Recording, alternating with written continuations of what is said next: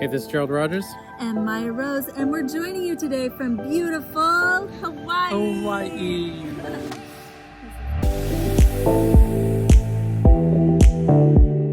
We're on honeymoon number 25. 25. Yes, we're approaching our 5-year anniversary of when we started dating. Got married for the first time 4 years ago and have made it a quest to see how many honeymoons we can go on in our life. And it's become this like really fun adventure and way of keeping our love alive. And while we're here on this beautiful island of Hawaii, we wanted to create this video to share some of the secrets. The 7th principle of creating an extraordinarily epic relationship, and this is connection to source. And we're going to throw in some bonus material for you too on your relationships, some things that we've been training about and teaching about in our King and Queens Code course. So stay tuned, because we're going to be throwing in bonus information throughout this video for ideas for you to keep your love alive and stay connected with your partner. So first of all, let's talk about all the 6 principles we've talked about before. So number 1, Gerald. First principle is radical responsibility. Like, in order for you to create an epic relationship, epic life, in order for you to live the fullest potential, you need to take responsibility and escape all forms of victimhood. All forms of energy believing that something outside of you is responsible for the results you're experiencing in your life. By taking radical responsibility for your life, it allows you this power, this certainty. It allows you to feel safe. This is all about the root chakra, like really feeling that security that can only come from within. Principle number 2 is purposeful production. This is about making sure that you are passionate and live and doing things that you love in life, so that you can bring that passion into your relationship and produce the results there that will lead to greater love and connection. And principle number 3 is emotional sovereignty. This is related to the solar plexus. This is where we take ownership for how we feel, and we stop allowing things outside of us to dictate how we feel inside of us. And by taking emotional sovereignty, it gives us this power to live in a high vibrational state, to live in the energy of creation, regardless of the situation that we're in, regardless of what other people are saying, regardless of what's happening in the world. We're able to really find that centered space inside of us in which all of our power lies. Next principle number 4, is unconditional love, bringing unconditional love for yourself and your partner into your relationship. Making sure that you do the shadow work, that you love all the parts of you that you've been hiding, so that you aren't afraid to share that with your partner, so you can have radical intimacy.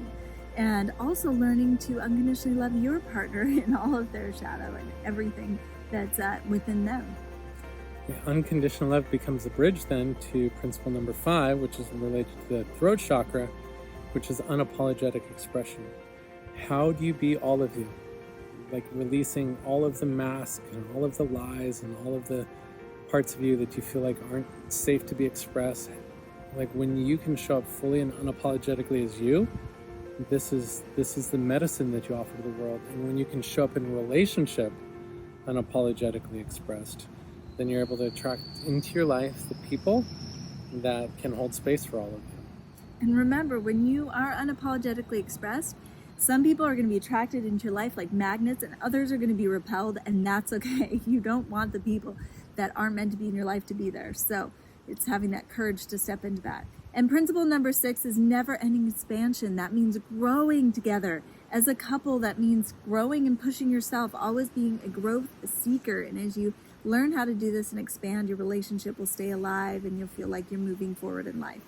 What I love about never-ending expansion is like living with a beginner's mind and just knowing that the best is yet to come. Even like in our relationship, after all these years of being together, like we're always setting new love records, and we're like, oh my gosh, we're so excited. Like we're constantly in the space of like exploring each other, almost for the first time. Last night, as we had this like really just epic lovemaking journey and experience together, we like got to witness these parts of each other and discover parts of each other that we've never seen before. We're like, oh my gosh, I love you more than I've ever loved you before. I love that. Yes, always expanding and growing in our love. And we want to give you a secret formula before we go to principle number 7, which is connection to source, for continuing to grow and expand in your relationship, to grow closer to each other and so that you can feel more connected as you connect to source. So here's the simple formula. Write this down. In order for you to keep expanding and growing in your relationship, to keep your love alive and feel like you are continuing to connect together as a couple, number one is daily check-ins. So for us, this looks like drawing a bath at night, putting some Epsom salts in. Gerald's behind me, kind of holding me, and we check in with each other. How was your day? What happened? What were you excited about? Is there anything hard that happened? And just tuning into each other for 10 or 15 minutes, either in the bath or in bed, keeps that love alive, keeps us curious about each other's lives. And I think this is really important when you have like the daily commitment to like really make sure that your hearts are in tune. Then all of a sudden you don't find yourself, getting out of balance with your partner. Like you know like where they're at and what they're feeling, what's important to them, what they're afraid of, what they're nervous about, what they're excited about, and then your relationship continue to grow from there. So step number 2 in epic love making. So 1, daily check-in. Number 2, it's like really setting an intentional time for a weekly date, like where you're like courting each other, you're investing energy into creating some magical new memory. And with the dates, it's important to not like overcomplicate it, right? Like it doesn't need to be super elaborate. Sometimes it can be. Sometimes it's like getting dressed up and going out on the town and just like having this like epic experience. And sometimes it's making dinner together and just enjoying having a night where no one else in the world matters except your partner. Like really finding time to like build and cultivate those new memories and do that. And once again, at least once a week, probably ideally more. But this is like the foundation if you want to have an epic relationship of what needs to happen.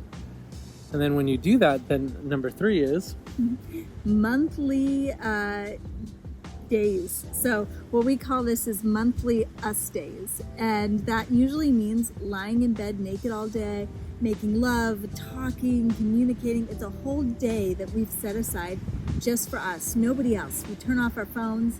It's just Gerald and Mayah Rose time.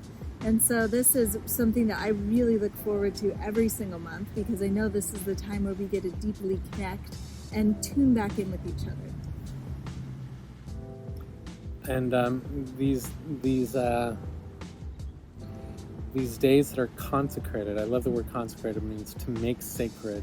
These days that are consecrated to this sort of love making are the days that your relationship expands and grows, and you like are able to like calibrate to whole new levels of love and connection and like trust within the relationship.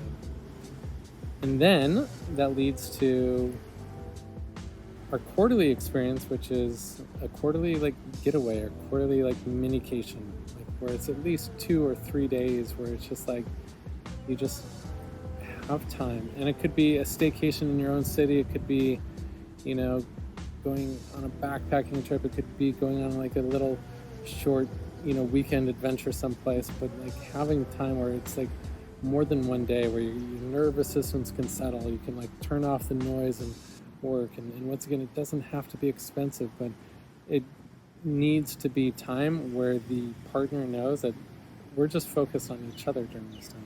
Mm-hmm. And then that leads to yearly honeymoons. So every single year, take a honeymoon. We take them more than once a year. This is our 25th honeymoon, but at least once a year, plan a honeymoon. Call it a honeymoon. Treat it like a honeymoon. Plan it like a honeymoon. Tell people at the airport, you're on your honeymoon. And what this does is it keeps the love alive. Like Gerald says, is that if you treat the relationship in the end like you did in the beginning, it will never end. So the honeymoon is something that people use to celebrate their marriage. Why not keep celebrating? So again, the formula for creating an epic relationship, for continuing to expand and grow in your lovemaking relationship is number 1, daily check-ins. Number 2, weekly dates. Number 3, you want to have monthly us days, a day set aside for you. Number 4, quarterly little vacations. And number 5, a yearly honeymoon. Now, I know for some of you may think, wow, this sounds like a lot, but is it really? Think about how much time you invest in your work or how much time you invest in your activities or hobbies. Your love deserves that investment. It deserves for you to pour energy into it, and as much energy as you pour into it, you will get out of it. And it can all be framed up in one simple one simple mantra, which is make love all the time, right? So this is just like, there's so many different ways to make love. Sometimes it's making love by, just going on a walk together, or, having a meaningful conversation, or playing a game together, or watching a movie together. And sometimes it's like wrapping yourselves up naked in bed and just having like just wildly passionate, sensual love-making time. But like making love is just like, it's when you invest energy into something, it thrives. And every relationship that I see struggle, somewhere along the way lost it. It lost its connection, like the time that they invested in each other. They lost the commitment to prioritize love. And this is why, for us, it's like a priority to like continue to like court each other, to continue to like really make a commitment that says let's just act like we're just we're just getting to know each other. It's something beautiful. And this brings us to principle number 7, connection to source. So if you follow all these 6 principles throughout your relationship, if you follow the formula we just shared with you, your relationship and the love that you feel in your relationship can actually bring you closer to source and to your connection with source. So what does connection to source mean? So for me, connection to source is like the escape from the illusion that we're separate from each other in all things. The remembrance that God is not some judgmental being that exists somewhere up in the sky looking down on us and trying to like see what we've done wrong. God for me is this presence, this energy, this divine wisdom that flows through the plants, the trees, the sunlight, something that courses through my veins, and like this universal divine intelligence.